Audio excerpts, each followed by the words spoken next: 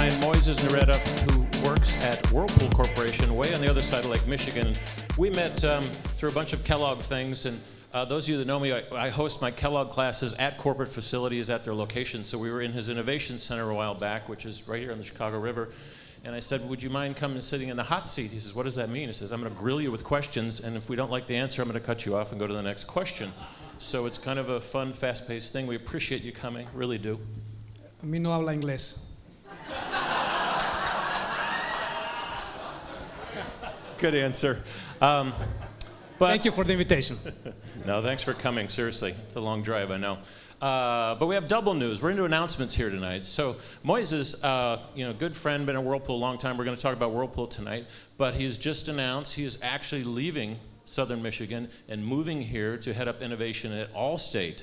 So congratulations. Thank you, thank you. Whirlpool, anybody want to guess how big they are? That's right, they're about $20 billion in revenue, about 70,000 people. They've got 70 locations around the world where they make this stuff. And this guy has been very instrumental in transforming them from what I think was a company that was pretty much on the brink of going out of business at one point. Sorry, I don't think there's any analysts here, so we're safe. Of course, I said that to the Granger guy, and there was an analyst in the audience. So tell us, seriously, how did design-led innovation transform Whirlpool? And quite frankly, your competitors, because you were in an extremely competitive space. I mean, the last time I went to ABT, the big shop here, it was dollars between the different machines. So tell us what you've done. Some people from the city probably don't know what ABT is. Yeah, ABT, one of the largest consumer electronics retail stores that's still family owned. You know, this journey started about 15 years ago. And there was a time where we had one thing we call the sea of white, because when you went to stores, everything was white, and there was no way to decide which appliance to buy. And the only way to buy the appliance was if the Sears person will tell you, well, this one has the triple action agitator. And it's I'm a triple action agitator. Yeah. Some people have called me that. And if you buy it today, you'll get this promotion and so and so. What we found was that, our average price point was really coming down because there was no consumer differentiation. So the trigger to drive innovation for Whirlpool was we really have to be meaningful for the consumer, drive demand, and make them have a reason to buy our appliances. And that was really what innovation and design thinking was about. How do we understand what consumers need, what is going to be their unique desire, and give them that reason to change their product and not wait until it breaks, and create an association with the brand. And the way to achieve that was through understanding the consumer, understanding what are the motivations that actually make them make those changes, and ultimately have products that actually change their lives. And over the last 15 years, we've introduced so many new platforms. If you think about 15 years ago and today, 15 years ago you had a top-load washer, white, $399. Now you're thinking, front-load, colors. It's $3,000 pair. It's so crazy. It's like it's easier to buy a car now. I mean, it's just overwhelming. It's like, just give me the cheap one. That doesn't work anymore. Well, we gotta make it meaningful and simple. And I think that's. I was just having a chat with someone here before the presentation. We need to make sure that when you see the appliance on the floor, you get home, and the consumers don't have to guess it. They don't have to call consumer support. They can just look at the interface. And know exactly what it has to do. And that's very difficult. And design, and experience design especially, is very important for us in that sense. So, I have two of these monstrosities in one of our laundry rooms, and it still moves across the floor, though.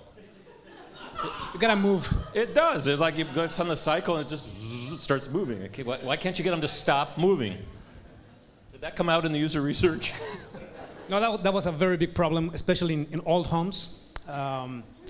Old people? I thought I was going to say old people. Thank gosh. We've had a lot of technical issues because it had been spinning so fast that you gotta really make sure it's balanced. So seriously, you gotta look for making sure it's balanced, and that'll avoid that. But there have been some technical improvements in that sense. Yeah, you guys you out-innovated yourself. You have a spin cycle called Politician, and it goes so fast that the whole thing. Never mind. Sorry, bad joke. So, okay. So then tell me, what's the most radical thing you did? Something about moving out into the garage? I mean, if you came to me years ago and says, we're going to move everything out in the garage, I'm not sure that would have gone over well with most spouses. Well, that was one of the, I think one of the biggest things that came through innovation. And it was about breaking some of our orthodoxies, we call them, or paradigms that exist in the industry. And a couple of paradigms that Whirlpool had was, number one, it's who buys the appliances. And let me ask that question. Who makes the decision at home? Not me. She does. And then the other paradigm that we had is, where does Whirlpool, what is the market? Where do we put our products? And typically we see them, they're either in the laundry room, in the basement, or in the kitchen. So when you think about that and said, okay, I'm going to flip that. I'm going to change that and just see what comes out. We said, what if we, target something for men? And what if we find for opportunities outside our traditional rooms? So let's get out in the garage. Is there an opportunity? And we found, that's the place where the men hide. When the wife doesn't want them at home, they go to the garage. They start working on their stuff. What if we make that space a livable space for them, something they can be proud of? And that's when the Gladiator brand was born. So you have couches for us? Everything you can imagine is to make that place, for the weekend warrior, we say. Yeah. I mean, if you haven't seen the Gladiator line that they invented, it's pretty awesome. Where they just come in and retrofit a garage. I mean, there's been a lot of knockoffs since then, but you guys took a lot of risk, and for an old, stodgy company, that's a hard thing to do, to get them to say, "We're going to the garage." Did you have some pushback on this? Well, it's always tough, especially when you are working in a large organization, and these businesses, even when you project them to 10 years, are minuscule when you think about the overall business. When you think about, we sell 6 million washers a year. Now, you can imagine what that means for Whirlpool, and then you say, I'm going to come up with a business that in 5 years is going to be 100 million. It's difficult, but you got to look at the margins. You got to be looking at where is this going to lead you to, look at a migration path. So there are many things that, So 100 million could be a rounding error at the board meeting. Exactly. But by the way, I would just remind them, hey, at one point, this company only made washers. We never made dryers, so that was a pretty big move. Yeah, that's how we move. And we used to make them only for Sears. Saved a lot of marriages. That's right. It was a major Sears partnership. Let's talk about some of the problems in innovation. I call it the talk-to-do ratio. A lot of talking, not a lot of doing. So how did you guys bust through that? So it's not just an innovation group that gives speeches, talks to groups like this, but actually, move the bottom line and the top line. Well, I'm going to give you two quick answers. One is, innovation has to be really tied to the strategy. What is it that you want innovation to do? It's not about, we're going to do innovation, it's going to be great. Is what is it that we want it to do? And every company is going to be different. In our case, it was about, filling a growth gap. We said we can grow, geographically, we can expand channel-wise, but there's still a gap, and we're going to fill that gap with innovation. So that's, I think, a very important component. Then bringing that to action, I like to say that innovation people have to be bipolar. Because, you have to be able to talk to the board, make sure that they understand, why are you doing innovation? And why is it important? And, it's a business case.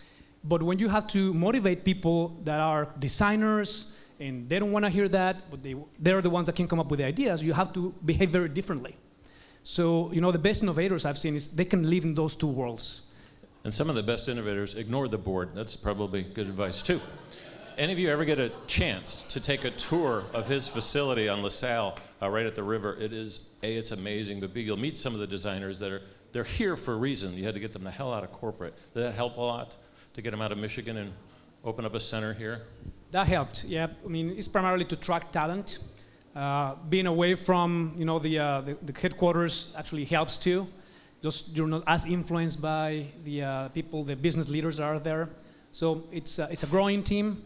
A lot of designers moving there, and it's a great space. So there's some young aspiring entrepreneurs here and people that want to be known someday as top innovators. So what can some of the younger people do to become known, or actually to become good at being a quote-unquote innovator, either in the company or just in a market they haven't even entered yet? Well, it's difficult to have one right answer for that, but I will say that he's sandbagging. So he teaches this at another university that we'll talk about in a bit. I think innovation has different facets, and you have to really be able to command all of them to be a successful innovator, at least in the corporate environment. I think you have to understand strategy and business, and make a good connection of why do you have to do innovation and what it means to the organization. And then that is going to translate into the actions that you're going to do, because every innovation project you do is going to be related to what you want to accomplish. And then you have to understand what are the different methodologies to drive innovation, which is a whole different world. You design thinking, and we use what we call double diamond, and it's about creativity, so on and so forth. And then you have a third element, which is how do you sustain it in large companies? How do you create management systems, processes that makes it scalable? When you think about Whirlpool, 70,000 employees, 5 regions that work very much independently, not because the CEO says, innovate, everyone's going to do it. You have to have management systems that actually sustain that over time and scale it, and they know what innovation is when they recognize it. For me to be a good innovator, you have to be able to have command of all those aspects. When I brought the class in, I put you on the spot. I said, tell us where you are in this. And so at the risk of losing the audience and getting too technical here, I see 2 different styles of innovation, and 2 of the companies have been in the hot seat. Grainger, who was here last time, the product management groups that actually are in charge of getting stuff done, when they find something that's truly innovative, but they're a little scared or they need help, they'll throw it to the innovation group and say, help us with this. Exelon, who was here before Grainger, a little different. Sonny has a very refined innovation process where they're driving a lot of it and taking it out to the divisions. Not always, but it's one's more push, one's more pull. What say you? I think you have to be able to create demand and supply for innovation. What I mean by that is you create the demand when the leadership asks for innovation and they have a clear objective and people have goals to accomplish. That creates a lot of demand because the teams that have to accomplish those objectives are going to be asking, give me the process, give me the tools, give me technologies, let's network. And then the supply for innovation comes from teams around the organization that can actually fulfill it. So you have to have a good balance of those. Okay, I thought you were going to give us something juicy like politics and all that stuff, because a lot of infighting. There's a lot of that. I think it just goes back to what do you want to accomplish, what's the strategy, and then that washes away everything else. But there are a lot of territories in innovation. Teams want to do their thing. I think innovations really, at the end of the day, come down to having the passion for what you're doing. And what you see in organizations a lot is that you start a project. People get very passionate. Oh, this guy is great. Moving to this job to that job. They put a new person. That new person can care less about that innovation. Let's do the new thing. So really creating ownership and letting people own the innovations until they get to market, it's a very important element. And that leads to a discussion about failure. Ownership is funny until something goes wrong, and then the top management gets amnesia. They're like, I don't know what the hell Moisés is doing. I didn't give him the authority to do that. Before we go to that, let's talk about one question you and I always are asking is, we try to make innovation look so cool, and we have meetings like this, we write books. This is a book we're going to raffle off that's on Amazon that Moisés and I contributed to, along with one of our other advisory board members who penned it, Luis Solis. So all of you that put your business card in the thing, it wasn't so we could spam the hell out of you, it was to give you this book. And if you like what we're saying up here, we can actually autograph it, but whatever, at least you can. We'll see if they like what we're saying here. But can you just dig into the dark side of innovation? It's like, I've talked about the talk-to-do ratio, not enough doing, the politics side of it, all that stuff. What's your dark side? Not so sexy side of innovation. I think there are several things. I think when politics get involved, when resources become an issue, things get tough. One of the things that, at least in my world, have become the dark side of innovation is when we talk about metrics. And it's a very important topic because always people ask, how do you measure how you're being successful in innovation? And we have a very clear, being a very numbers-driven company, a lot of measures, pipeline and revenue and this and that. When you start asking people, well, give me your numbers, let's measure it. They spend all this time, making reports and I accomplished my goals and didn't accomplish them and this and that you lose all the energy of really making what's valuable, which is the actual product innovation or service, whatever the case may be. Can we get your thoughts on design thinking? All the rage, a lot of people chasing it. How do you bring design thinking into these big, fat, slow companies that, quite frankly, need it? But what's your secret there? Design thinking, I think, is maybe a very generic word. It has become very popular, and it's a way of accomplishing the innovation objectives, which are, I think, understanding and identifying consumer needs that are not obvious to us. Few people have the vision to do that just on their own. You know, when we love to talk about Apple, but if you read Steve Jobs' book, you realize, okay, he was thinking 5 years, 10 years ahead. A lot of people like me, you know, we cannot come up with that. So for me, design thinking is about a process that allows you to see that, you know, in a systematic way. So for me, that's what design thinking brings to the world. And then, you know, when you do it with discipline, when you do it with inspiration, creates energy, pulls people, and you accomplish great things. So you guys have made some really cool products. What's the most expensive washer and dryer I can buy right now? Just load me up. Just what do you got? Well, if you buy one of our prototypes, we'll probably, you know, be too high. I just wanted to show off. We're not going to use it. Something in the market, you know, you can get all the way to 1,500, you know, maybe 18 when you get all the bells and whistles. Oh, that's cheap. Okay. There used to be 300. For someone like you, yeah. I thought there was like a $5,000 line, and we've tried that, but you know, one of the issues that we have is that we're very intolerant to low volume, you know, and when things don't move, and inventories and all those things. I mean, Sears doesn't let us sit on any inventory, so it's hard. Oh, Janet, you walked into that one. Our esteemed board member from Sears. So yeah, I mean, and at $5,000, you might as well just keep buying new clothes. Why invest in the hardware? Okay, now everybody in the audience is asking, what did Dean say? Moisés is leaving Whirlpool and going to Allstate. Can you tell us about that journey? Well, you know, I've been with Whirlpool for 15 years, and you know, I think this came through my recent work with Notre Dame. I was doing a lot of teaching, and I was realizing, you know, all the stories that I have and all this work I've done is always somewhat in this space, in the product space.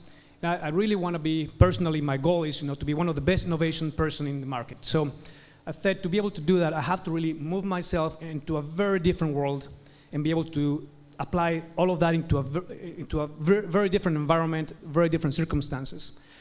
Allstate's in a very different place. It's in the beginning of the journey. I think it's a great opportunity to make a difference. No, Whirlpool is there, and I can always make incremental improvements, but to make a big change, you know, it's a great opportunity. Plus, you're on the other side of the lake, so you have to watch they the sun. They say I'm not going to be comes up. I'm not going to be a hillbilly anymore. They say. You're going to be a hillbilly. Great. Phil, you're going to like the North Shore. I convinced him. So let's open it up to Q&A. Anybody? So tell us about, you know, what can user experience design do for an insurance company? What's your thought? You know, I've started to get my head around it. I haven't gotten there, but I mean, you start Monday, so it's time to get going here. There's no time to. So when you waste. think about, you know, when you think about your life, and I think insurance is about protecting your life's investment and protecting your net worth and protecting you from all the uncertainties in your life. And I think, if I think of my own life and I think of anybody's life, we live in a world of uncertainty. So for me to understand through design thinking, what are those biggest uncertainties and how can I protect them? That's where I think opens a universe. And when you think about target markets, you know, you think of, for example, I was in California last week, and all the world of migrant workers, you know, they cross the border, they don't have banks, you know, they have to move money from one place to another. You know, that's a whole world that, you know, insurance is not even thinking about it. I bet you it's a universe there to protect. So just one example of, I think, looking at some markets that could become, you know, great potential businesses. When John and I were at the Chamber of Commerce this morning, AT&T sponsored most of it, and they had an Audi car in the back that was just totally wired. I've never seen such a wired car. And so I'm talking to the sales guy, killing time, and it's 7 in the morning, for God's sake. You know, what are you going to do? So he goes, yeah, it's got this, it's got that, it's got, you know, you got a hotspot, all your kids could be on the tablets. I'm like, well, whoa, back it up. It's like, does this have an unlimited data plan? Because that sounds really expensive. He's like, no, that's the whole point. We want to make a lot of money. So I said, you should come to our innovation series tonight. I'm interviewing Moisés from Whirlpool, but he's going to Allstate, which is really exciting. And you know, I'm looking for a user experience thing that would be really cool. So we talked about it. I said, I got it. When the airbags deploy, rather than me pushing a button, can it automatically search and just buy my insurance at the last minute before impact? It's kind of a just-in-time product. We thought that might be, no? Any questions? Real quick, couple questions. 2 in the back, go. I think obviously it's very different, different worlds. But I think, I mean, going back to Dean's questions about design thinking, it's about understanding the insights, acting on the insight and then developing a product. You know, it's a financial product as opposed to a hard good. I'm hoping it's a little bit easier because right now in Whirlpool, you know, every time I do something, it's like, okay, we need technology, and the engineers always say, no, we cannot do that. So how are you going to do it? I remember when I moved from hardware to software, I thought it was going to be easier. Someone else in the back, right? But that's why we have AKTA that can develop our AKTA can product. help. Good plug. I think that's, I mean, in large, what they're really getting serious about innovation, because that's one world that is changing. You think of the home environment is changing too, with connected appliances and devices that talk to each other. I mean, those worlds are quickly evolving, and I think insurance plays a big role in that. So the innovation series is going to take a pause for the summer. We're going on break, and we have now set up a back-to-school innovation series. We think we'll be here if we don't grow out of this space. You're going to invite me to the next ones? You are invited. Okay. All the previous speakers are allowed to come and badger the MC here. And the speaker is going to be Daniel Hamburger, who is the CEO and chairman of DeBiase. So it should be one about what's going on in the world of education. So I want to thank you all for coming. Please enjoy. The bar's open.